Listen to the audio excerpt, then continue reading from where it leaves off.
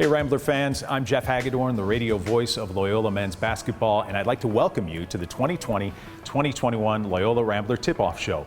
As we all know, 2020 has brought many challenges, and our thoughts are with everyone who's been affected by COVID-19. After some uncertainty these last few months, we're excited to be talking about Rambler basketball again and look forward to doing so in this new format. Today we're going to hear from some of your favorite Ramblers, such as Porter Moser, Kate Octor, Sister Jean, and many more. So sit back, relax, and enjoy the show.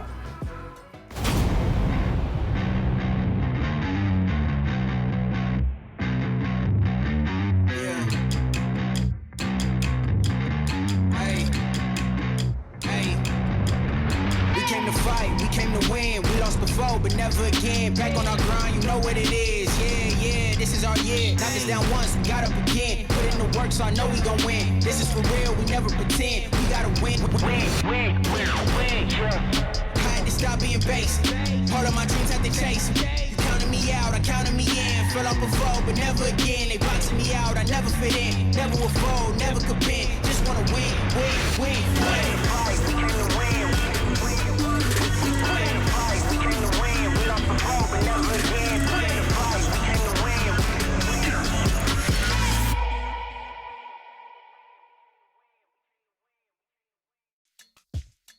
Hello everyone.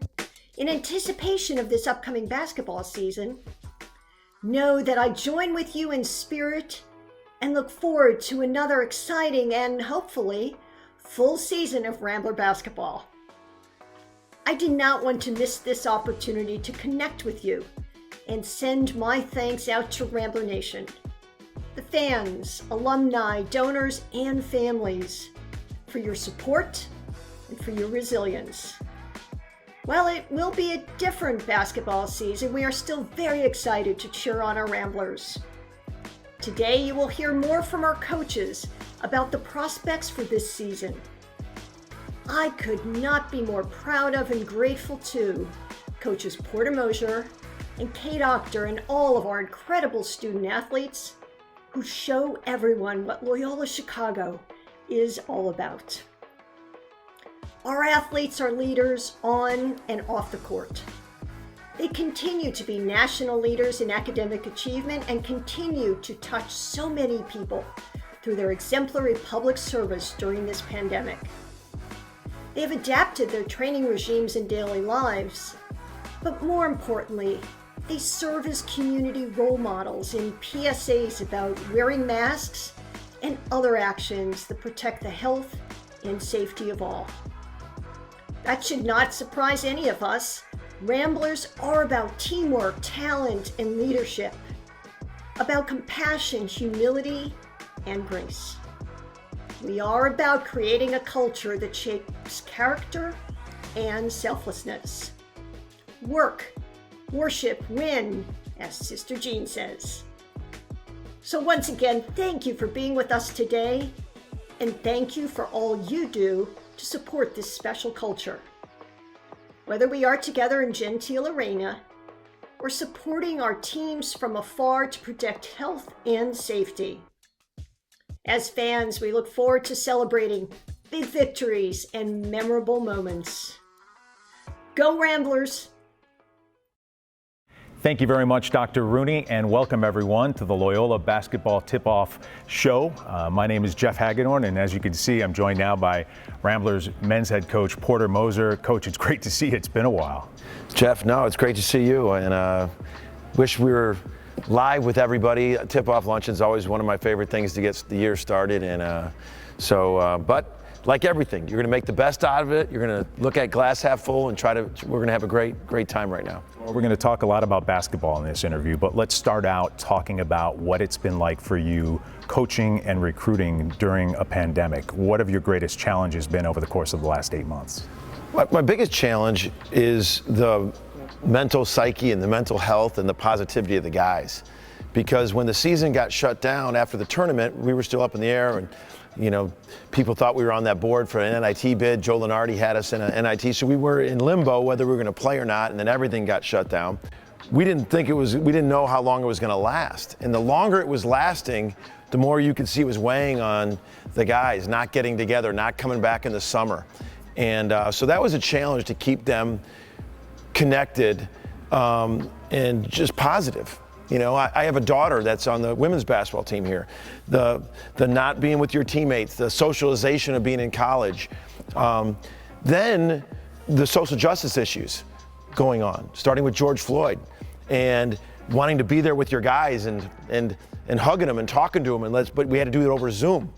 And those were just huge challenges, wanting to be with everybody. Everything else seemed secondary. The recruiting, I mean, there's challenges there, obviously. It's so relational. Part of my big philosophy is I don't throw this net out that's so large. I really am intentional on who I want to bring here and get to know them and get to know me. And that's just a little different. And I'm sure all of us in our walks of life and the professions that we're in understand that the personal touch, the interaction is such another level up. And that's the same in recruiting. So there's tons of challenges, but I just constantly have been trying with our guys, my staff, we're going to overcome them. We're going to overcome them. Well, thankfully, we're back out on the court now. Practices have been underway for some time now. Prior to the start of practice, back in October, you held boot camp. Give us an idea of what boot camp is all about and maybe give us some of the history behind it. You know, it started out like a military boot camp, like doing stuff on the lake, getting in the water when it's cold and carrying logs. And about 4 years ago, I think it was the year before the Final Four, we were doing the same thing. We'd have a rope and we'd run, and we'd start at 5:45 and they'd have to run all the way down to Hoyne Field, and then we'd do stuff on Hoyne Field, and the neighbors would yell at us because it was so early. And then I just started to decide, you know what, I want to do boot camp, everything that's basketball related. So now everything we do is in the gym. So we went 5:45 every morning. We did basketball movements, basketball conditioning, everything, but we made it really hard mentally and physically. You go through shared discomfort, shared things. That's something that you hope brings teams together. And leadership, you know, this mindset of when things aren't going your way, you still can overcome. It's how you think. Your mind has so much more to grow from and push than you think you physically can do. Yeah, adversity can really help a team bond in a situation like this. No question about that.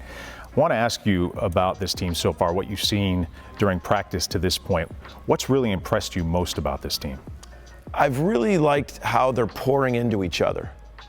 You know, we've really talked to Lucas when Ben Richardson got hurt his senior year. I've said this story a lot. He completely just poured into Lucas. You know, you could see in the film and the practice, he'd always be around Lucas. You know, we'd see he had his arm around him, constantly in his ear, defensively, things to do. And then when Ben came back, look at how beneficial that was, because Lucas was an instrumental role in us doing what we did. And we talked about those guys, pulling some guys along, pouring into each other. You know, I think there's something about a senior urgency. You know, Bruno was the only senior last year, and he was still trying to find his ways, you know, playing and everything. And Bruno, I love Bruno, but he was a lone senior. Now we have 6 seniors, and there's a little bit of an urgency there. I like how we've reacted to the end of the year last year. You know, what we could have done better. We've tried to say, what else are things? We had some bad switches at the end of the game. There and all this. So we don't want that to be our story. So we have a mantra about creating our story, that should propel us to some greater height. That, you know, can really propel us this offseason. I really feel those guys are really pushing to be better. They're not satisfied. And I really wanted to hit Crut and Lucas, especially, because they came in as a freshman, went to the Final Four. And sometimes it's hard. And I'm seeing this urgent push from them that's really starting to be contagious, that I really like with this group. I want to delve a little bit further into those 6 seniors. 5 of them are your returning starters from last year, which is always a recipe for good things, right? And then, as you said, Crut and Lucas both went to the Final Four as freshmen here. Is this the deepest and most experienced team you've ever had here? Just because you have guys back doesn't mean anything. We've got to get better. The coaching staff's got to get better. We've got some new ideas, some new things we got to do. Things that worked well, we got to get better at. Things that didn't work well, we got to pivot. And that's what the mantra's been all summer. These guys, yeah, we got a lot back. So what? If we're not better. Here's a report that we really haven't put out there yet, so the luncheon's getting it if they haven't heard it before. So Frank just had a scope. So he could be out 6 weeks. Frank could miss the beginning of the games. So all of a sudden you're like, whoa, okay, that you had to pivot because Frank was doing really well. Same thing happened last year. Frank was playing the best he'd ever played, and then he broke his thumb. If you remember, he had surgery. So he was out at the beginning of last year. So all of a sudden, we started last year without our backup center and the guy who was going to start at point. So depth is a good thing to manage through injuries and all this. But if you don't have injuries, my job is to sell, don't count your minutes, make your minutes count. That be ready when you're called upon. And it's about, and the glory comes when the group, and that's what we sold during the Final Four year. I mean, think about this during the Final Four year. We sold the same thing. We had like 4 or 5 guys in double figure scoring, but no one was like 22, And Clay was MVP of the Valley Conference, averaging like 11. And the one thing about that is Andre Jackson came off the bench and he had the most points in those 5 games totaled up. You total up the 5 games in the NCAA tournament, Andre had the most points. So those are things that you got to really work as a staff to promote when you have depth. You talked about Braden Norris. He and Baylor Hebb are your top newcomers.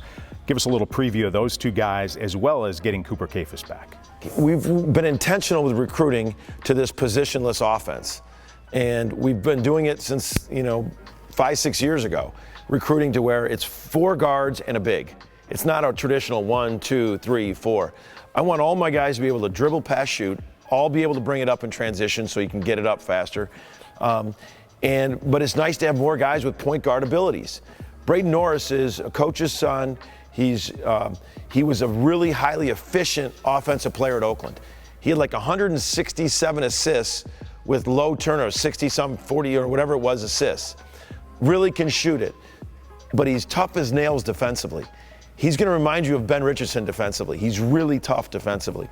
So I really like what he's adding. He gets the ball to where guys need it when they need it. You can't have 167 assists if you don't do that. Baylor Hebb's got a tremendous feel for the game of basketball. He knows how to change speeds, shift. He's taller than you think. He came in at 6'3", but he came in at like 6'3", 165. He's almost 180 right now. And so he's just got a tremendous feel, changes pace, passing off ball screens.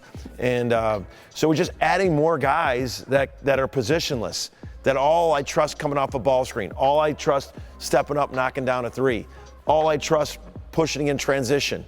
And I just think we're going to have some options there. What about the guys who are returning from last season? Are there any that you really feel are primed for a breakout this season?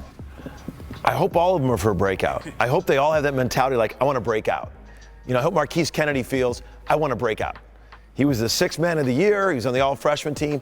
And I want his mantra to be, I want to break out. He's much stronger. Marquise is much stronger. And he's really worked on the stepping in, game speed on his shot all the time. I think Tate Hall, it really had an amazing offseason.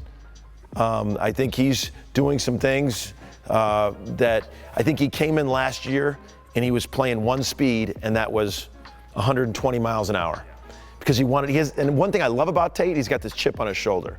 He's got this chip that he wants to prove that he's where he's at. And I told him, I go, Tate, you've proven that.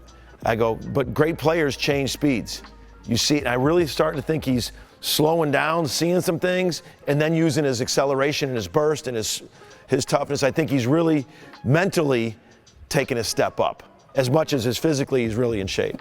I think here defensively is becoming elite. I think at the end of the year, we talked about him being a junkyard dog, understanding his role. You look at that game at Bradley, the last regular season game, he had 11 and 11.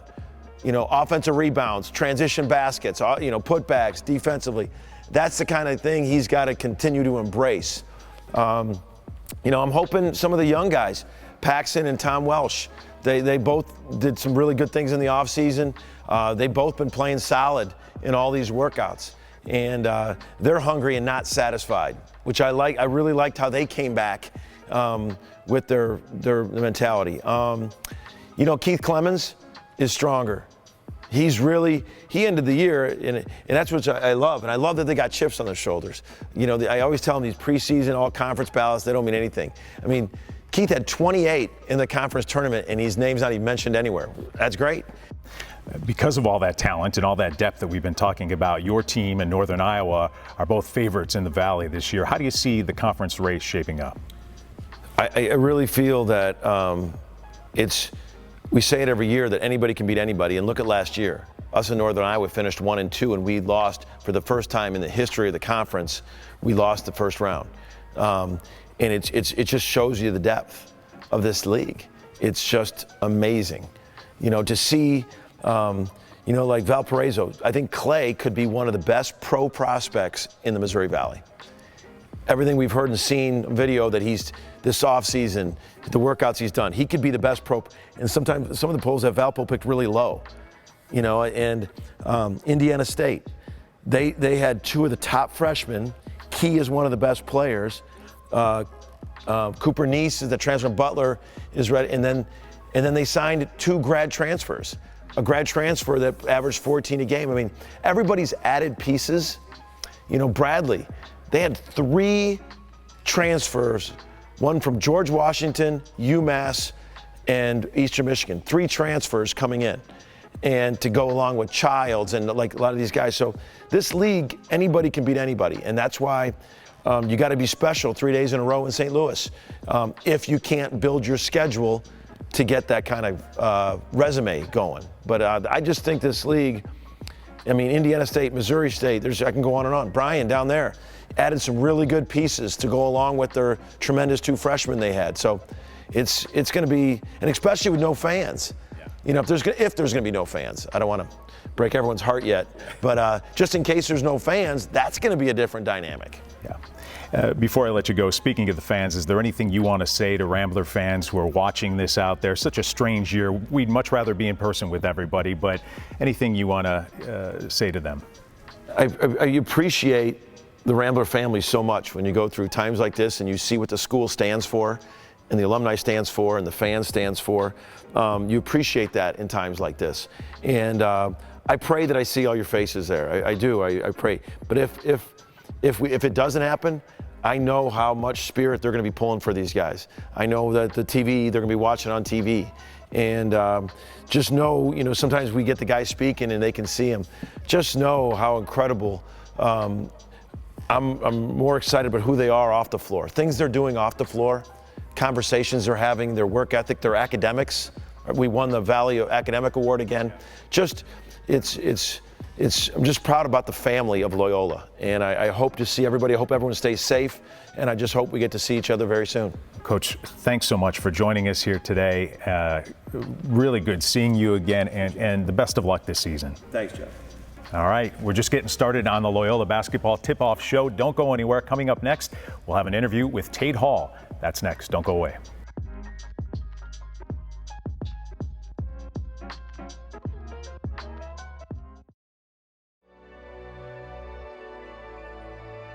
If you miss this,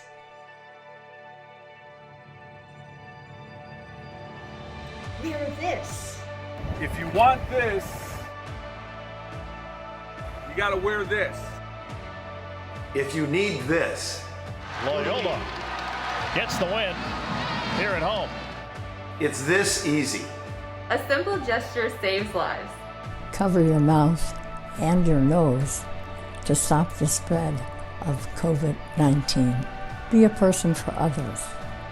It's the Loyola way. We want to get back to the fields, to venues, to celebrations, the parks and campus, just as much as you want to see us there.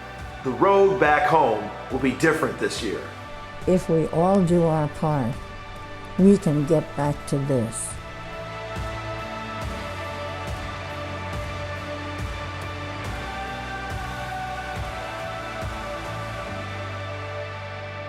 Play your part, keep our Rambler family safe, and wear a mask.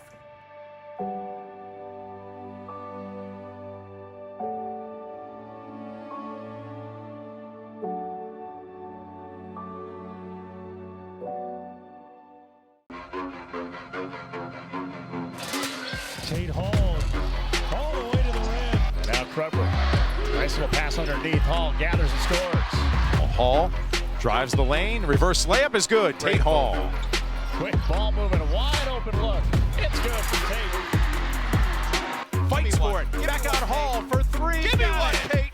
Tate Hall drains a three. Money ball, Tate Hall. All right, we're back on the Rambler Basketball Tip-Off Show. As promised, we're joined now by Ramblers guard Tate Hall. Tate, great to see you again. Give us an idea of what the past few months have been like for you in terms of all the uncertainty and also all the protocols that are in place right now. Yeah, obviously you said uncertainty, that's just kind of the world we live in right now. Every day is a new challenge, just kind of seeing different things and, just as far as what's going on and, just kind of trying to try to adapt to the changes that have been being implemented. So, just kind of taking it day by day and just kind of, adjusting. So. Last time we saw you was last March down in St. Louis at Arch Madness. You had just been eliminated by Valpo in the opening round of Arch Madness. Certainly was not expected. Safe to say this team has some unfinished business for this coming season, and is that going to be a motivating factor for you? Yeah, for sure. We talk a lot about that. It's not how we wanted to go out, but, you kind of use that as a, motivation. We've been talking a lot about it as using that as like a ticket to where we want to go in the future this season. So I think that, knowing your past and being able to use it as fuel, I think it's important for us moving forward to where we want to go. So. From a personal standpoint last season, how would you describe making the jump from D2 to Loyola? You sit out a year, now all of a sudden you're playing in the Valley, you're starting. What was that transition like for you, and what are some of the lessons you learned along the way? Yeah, it was definitely an adjustment. When I first got here, I had a lot of work to do, as far as growth and, just kind of adapting to the Division I game. For me, I had to redshirt a year, sit out a year, so I think that year really helped me as far as development and being able to adjust, to the speed of the game. Everyone's bigger, faster, stronger, so I think that year off really helped me as far as development. So. Yeah, no question. You had a great season, third team All-Valley. Are you embracing the role of team leader this time around? Yeah, for sure. Coach is really on me about being more vocal and, just kind of leading with my voice and being able to hold guys accountable. For me, I've always been someone who's led by example, just kind of let my play, my work ethic show, just kind of the way we do things. But, as far as being more vocal and using my voice, I think is something this year that I can really implement. So. And that's natural, though, when you come into a program where you've got a couple of guys who have been to the Final Four as freshmen, like Crut and Lucas have been, right? You almost have to find your way a little bit first. Yeah, for sure. Yeah, I mean, I'm the new guy. I was here the year before, sit it out, but when you first start playing, being a part of the team that's going to be put out on the floor, it's just a little bit of an adjustment. I was just kind of trying to find my way and being able to have my play, just kind of fit in, I think, is what I was trying to get at. But now I think I'm more comfortable in being more of a leader. So.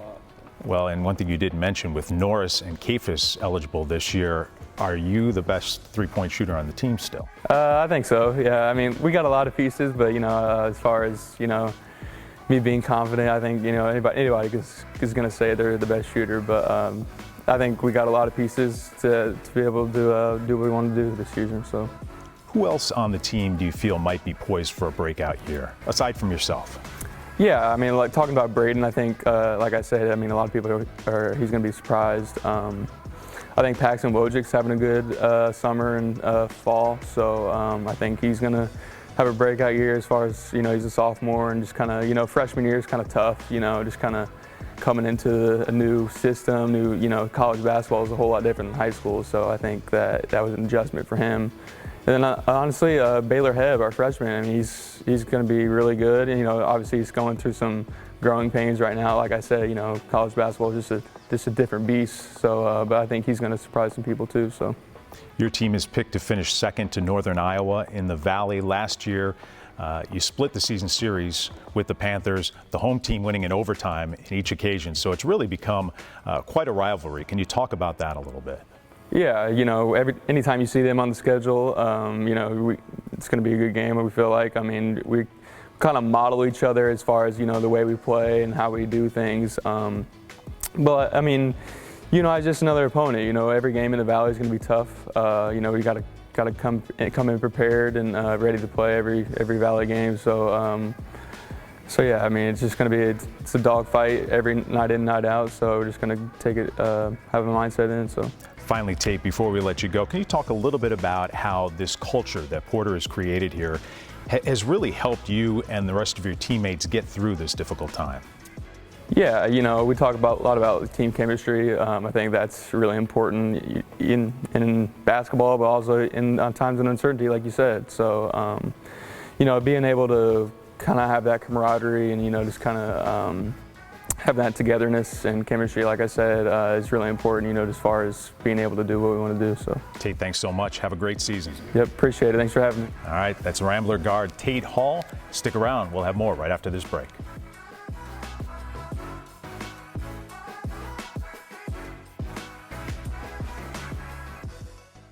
The head and the heart are not enemies.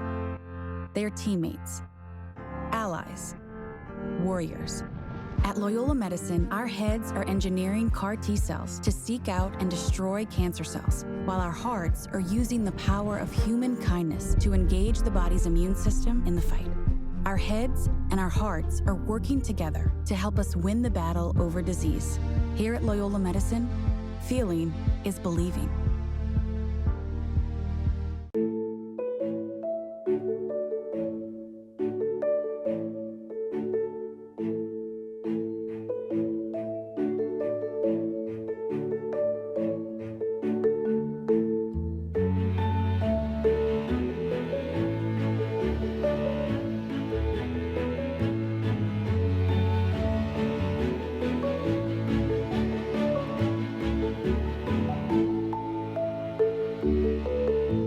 Once again, welcome back to the Loyola Basketball Tip-Off Show. I'm Jeff Hagedorn. Joining me now is Ramblers women's head coach, Kate Octor. Kate, great to see you. Obviously, the past 8 months have been very challenging for everyone out there.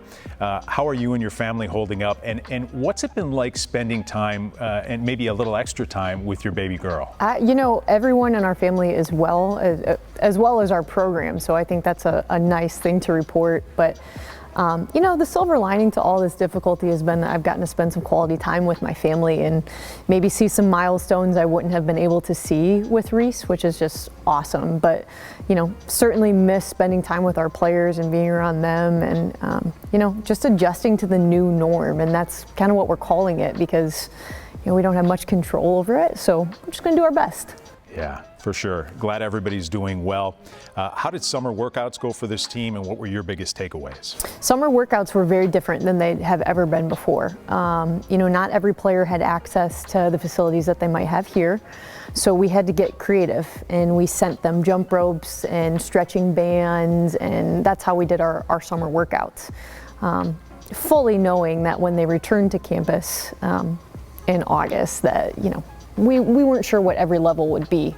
But I thought they tackled it, and I thought that they really embraced sort of the difficult nature of the situation and just did the best that they possibly could. And that was really refreshing to see because, we typically spend so much time training in the summer that they don't get a chance to reflect and really remind themselves why they're doing this. So that was refreshing. When players react in adverse situations like that, to me, it's always a reflection on the coach, so I'll pay you that compliment, but also on the culture that you've created here. We always hear Porter talking about culture, but you're creating your own. Yeah, and certainly what a great role model in Porter for what he's doing. I just think that resiliency isn't just a basketball skill. I think it's a life skill, and you're seeing it as we're all fighting through this pandemic and the difficulties that we're all facing. So if I can empower my women to be resilient through whatever those situations are, the better. And as we've matured, we've gotten better at handling difficulties, and sometimes the little things don't seem so big anymore. And that's a big plus. Yeah, for sure. Let's talk basketball now. Who are some of your returning players who you really expect to step up into bigger roles this season? Yeah, we return quite a bit, which is not a statement I've been able to say very often. Allison Day has been a mainstay within our offense, and I really thought as we closed our season last year, she really did a fantastic job. So I'm expecting big things from her. She actually returned in some of the best physical condition that we've ever seen her in, and I think she feels refreshed and energized. We returned 2 all-freshman team members, and Sam Gallinopoulos and Jayla Johnson, so I think they'll have good years, but all of our returners have just come back renewed, and I think we'll be different this year in the sense that we won't be a one-trick pony, so to speak. We've got multiple people that can score from, 3 different levels, and that's not been something we've had on our roster before. So I hate to just single out Allison and be like, Allison's great. She is. But we have a pretty good supporting cast this year, and I'm excited to see what some of our sophomores do. Yeah. You've got some newcomers as well, so talk about the 3 incoming freshmen. Yeah, so Tori, Kaylin, and Maya are one of the best classes that we've been able to put together as far as readiness for college basketball, I would say. Certainly they still have their learning moments where they're trying to pick up our offense and just adjust to the pace of play and the physicality of it, but I've been so pleased with their willingness to learn and grow, and they've spent as much time in the gym as any of our returners to this point, and that's a culture thing, and that's something that we've been pushing to get to for the last, 5 seasons now. So I think that Rambler fans will be really excited about their athleticism and their explosiveness, and they're just great teammates, and that fits our culture as well. How do you see the conference race shaping up in the Missouri Valley this year? Yeah, you're not the only person that's been interested in our conference. We finished 8th in the country last year. One of the best finishes in Missouri Valley history for the women's side of things. So really, really competitive. I think the thing that will be different will be the team that finishes at the top. Drake has graduated a lot, and they're certainly a very, storied program within our conference. But over the last few years, you've seen a lot of newcomers come into our league and really step forward. Bradley, I think, will have a good year. Missouri State's always good, but I think the battle for the top is going to be very different than it has been in years past, while, the caliber of competition still remains very high. And I wouldn't be surprised to see the Missouri Valley have another top 10 finish in the country. You've increased your win total as a head coach here in each of your first 4 seasons. You're coming off your first winning season as a head coach at Loyola. Fair to say that ship is turning? Ship is turning, and we do feel really good about it. It's been a lot of hard work, and we're not done. I'm not sitting here saying, man, we finished above 500. I feel really good about it. I think that we left some games on the table last year, but those are learning moments, and that is what's going to continue to push our program forward. This season, I don't know if we'll play 15 games. I don't know how many games we'll play, so I'm not sure how that will shake out, but I'm pretty pleased with the competitiveness of our program and the product that we're going to put on the floor.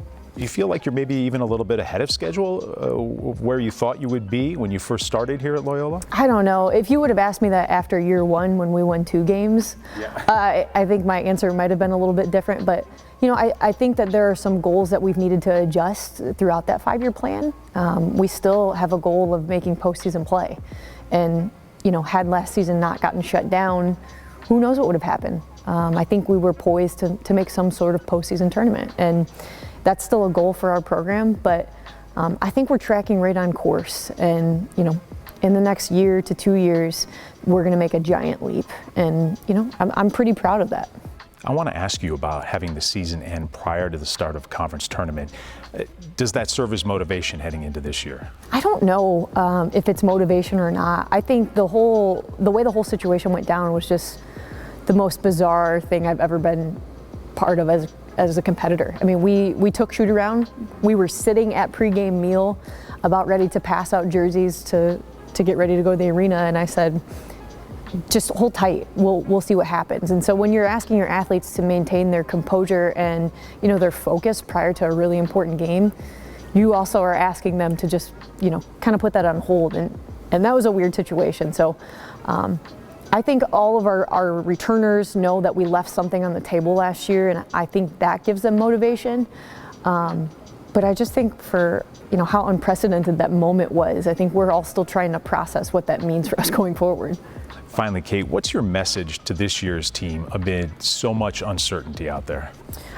We've kept using the term relentless. Be relentless about the results that you want. And that actually came from one of our alumni. And Maggie spoke to our team about, real life things, business, putting a resume together, connecting outside of basketball. And she said relentless about the things that you want. And we took it from that moment and we said, all right, be relentless about every result you want. So regardless of if we're going to play 10 games or if we're going to end up with 25, we've got to be relentless in our pursuit of it. And if we can just focus on that one thing as opposed to what the result is, then we're going to be pretty darn good. So relentless, be relentless about the pursuit of what you want, whether that's being a 10-minute-a-game kid or if you want to be the player of our conference, be relentless about it. Yeah, well, here's wishing you a relentless season, a winning season again, and keep that ship turning. Thank you. All right, appreciate it. That's women's head coach Kate Ochter. We'll be back with Allison Day right after this.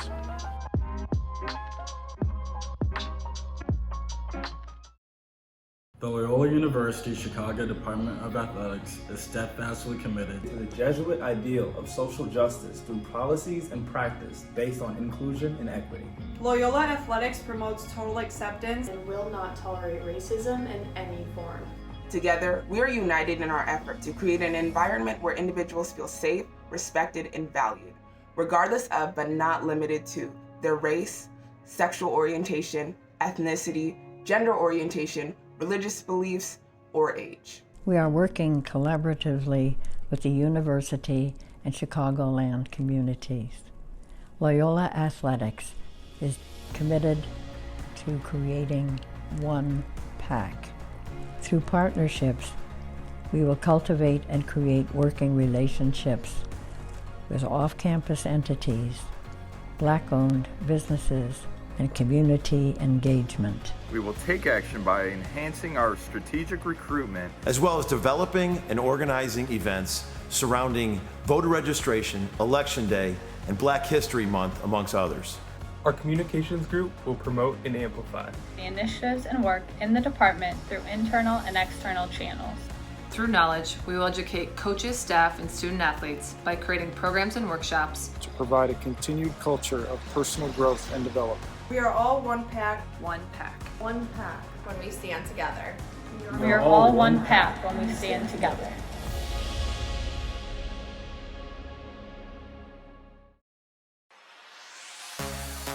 Finds Day cutting. Catamounts have led by as many as 9. The Ramblers by as many as 7. Double-figure ties and double-figure lead changes. Day puts it up and in with a 1/10 of a second left.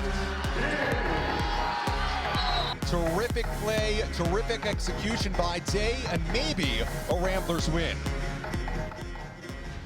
Once again, welcome back to the Loyola Basketball Tip-Off Show. Joining me right now is Ramblers forward Allison Day. Allison, good to have you here with us. Thanks for having me.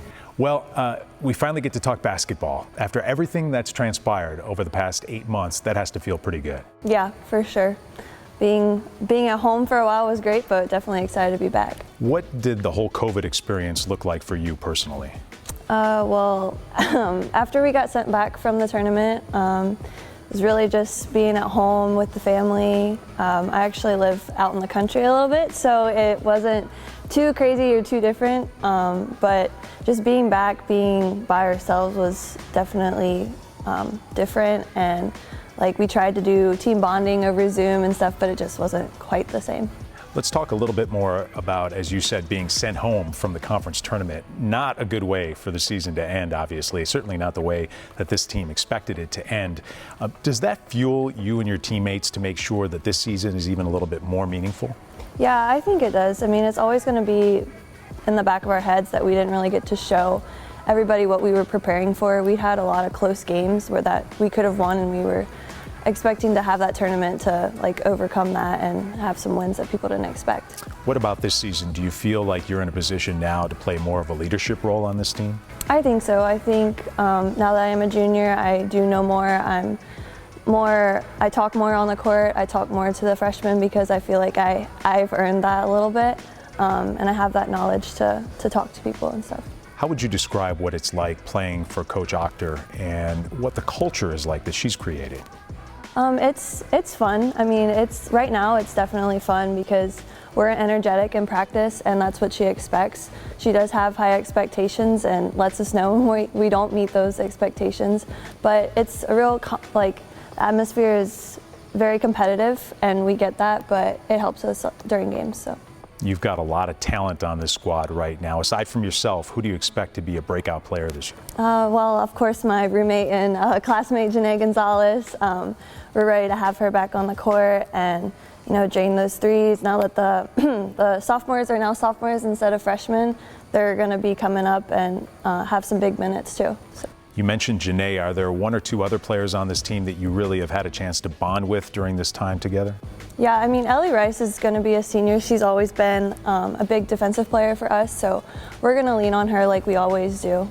This team is coming off its first winning season since 2013. Pretty impressive.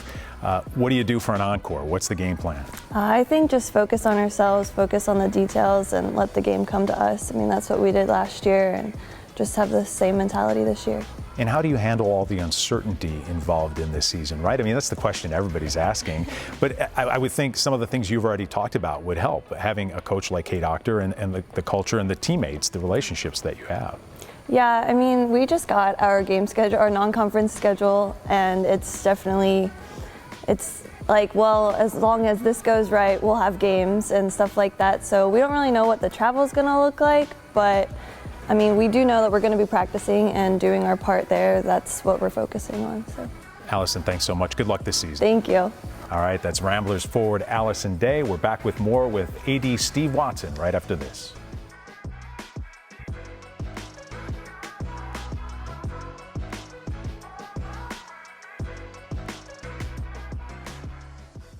NovaCare Rehabilitation is focused on patient safety now more than ever before.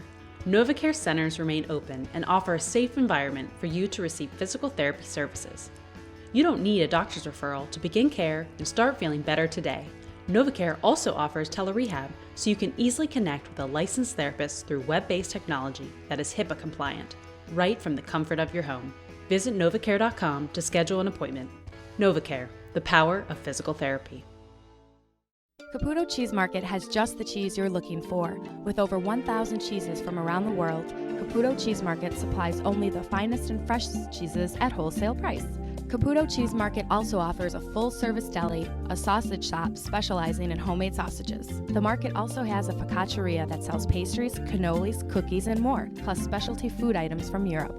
Caputo Cheese Market is located at 1931 North 15th Avenue in Melrose Park, just north of North Avenue on 15th in Melrose Park. Once again, welcome back to the Loyola Basketball Tip-Off Show. Jeff Hagedorn joined now by Rambler AD Steve Watson. Steve, good to see you. It's been a while. Yeah, it's great to be here. Good to see you back here on campus, Jeff. Yeah, and great to be here. Give me an idea what the last 8 months have looked like for you personally, but also what they've looked like for your coaches, your student athletes, and your staff. 8 months ago seems like about 10 years ago, really. You think back to March, but we kind of entered into this with a mindset of we were going to come out of it in a better spot than when we went into it. And so our coaches, our athletes, our staff, and really the whole university has had that kind of a mindset where, yeah, we're going to have our share of challenges and there's going to be a lot of things, obstacles put in our way, but we're going to come out of this in a good spot. And you know, we focused on the safety and health of our athletes, our coaches, our staff members as well. And so we're staying the course. We're doing our thing. We're practicing. Our athletes are back on campus, and we're getting ready to compete here. Really not too far away. We're going to have some games real soon. In regard to health and safety, can you take us through the process of getting students back on campus safely, student athletes, and then getting them to the point where they can train safely? Yeah, it was quite a process, and we did it in phases. We started with our men's and women's basketball programs, and then we slowly started to get the rest of our athletes back, and had a lot of safety protocols. You know, all our athletes they were tested initially, and they continue to get tested regularly for COVID. You can't walk in this building here, the Alfie or the Norville, without a mask on.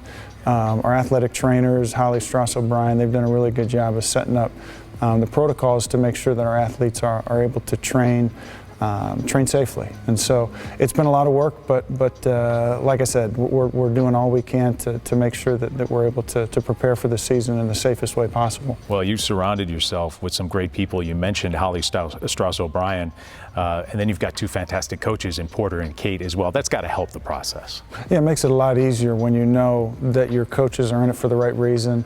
They're all about the student-athlete experience. They want to make sure that they're putting their athletes in the best spots possible. So, yeah, we don't have any hesitation when it comes to the coaching staffs that we have for our basketball players. You talked about how impressive these student-athletes are. Here's something else that's impressive. Despite all the challenges this spring, Loyola student-athletes posted a 3.695 collective GPA for the spring term. Did that surprise even you? Yeah, that's a really high number. That's a really high number. But it's a tribute to the athletes themselves for buckling down and doing the work. It's a tribute to the coaches who are recruiting the kinds of students who can be successful in the classroom.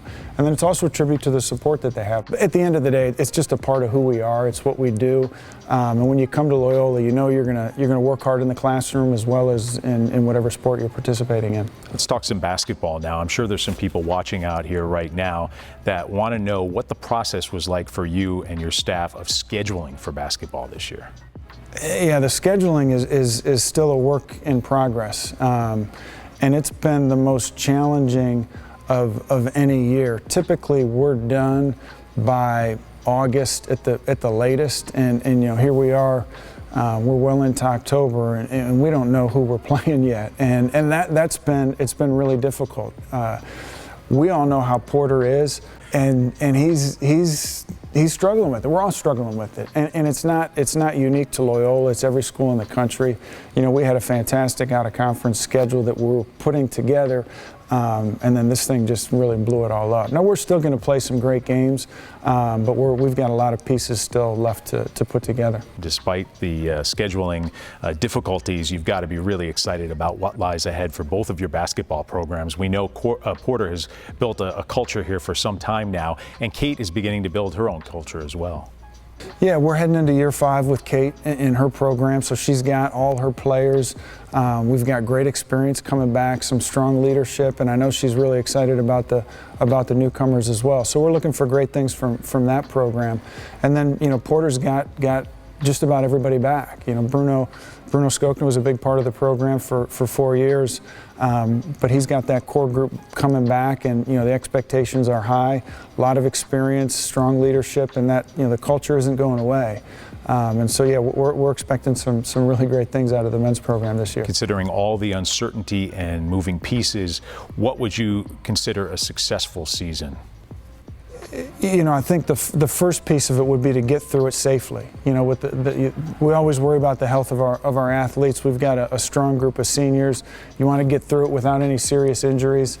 That would be the first piece of it. And then for us, you know, we want to get better through the season and play our best basketball at the end of the year. We're hopeful to have a tournament down in St. Louis. We've won a few games down there the past few years, and we'd love to get down there and win some games this year as well. So the competitive side, we'd love to win the conference. We'd love to go to the NCAA tournament again, and we've got some guys who have some experience doing that. Steve, thanks so much for joining us, and congratulations on the great work that you and your team have done here. Thanks, Jeff. All right, that's Loyola AD Steve Watson. Don't go anywhere. Right now, we've got a very special treat for you, a message from the incomparable Sister Jean.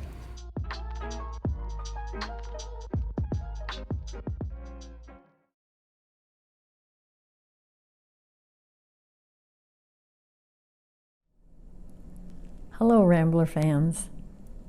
Let us now say a prayer before we embark on the 2020-21 season. Good and gracious God, as we gather together today to celebrate our basketball tip-off show, virtually of course, we ask that you bless all of us, coaches, teams, fans, staff, referees, and other affiliated with our season. It was with great pleasure that we accepted the Valley news of the season, and we do plan to do everything recommended to help us avoid COVID-19, which has changed our lives so drastically. We will continue with our motto, worship, work, and win. And we will continue with the other 3 W's, to wear our masks regularly, to wash our hands frequently, to work on social distancing always. Oh God, like the fans, I can hardly wait for the first game date to arrive for both the men's and the women's basketball teams. Together, wherever we are, when the tip-off takes place, we will be praying for and cheering for our Ramblers who will be giving their all for a big win. We have the energy, the passion, and the spirit to show what good Ramblers we are. Keep us healthy, O God, as the conference season moves toward the NCAA playoffs. Amen. God bless us. Go Ramblers.